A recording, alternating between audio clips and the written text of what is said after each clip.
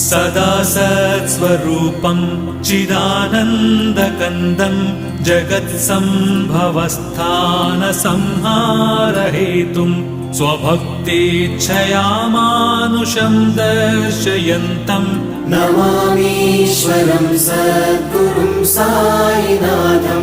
नमामीश्वरं सद्गुरुं साईनाथम् भवद्ध्वान्तविध्वंसमार्ताण्डमीड्यं मनोवागतीतं मुनिर्ध्यानगम्यं जगद्व्यापकं निर्मलं निर्गुणं त्वां नमामीश्वरं सद्गुरुं साईनाथं नमामीश्वरं सद्गुरुं साईनाथम् भवाम्बोधिमग्नार्दितानां जनानां स्वपादाश्रितानां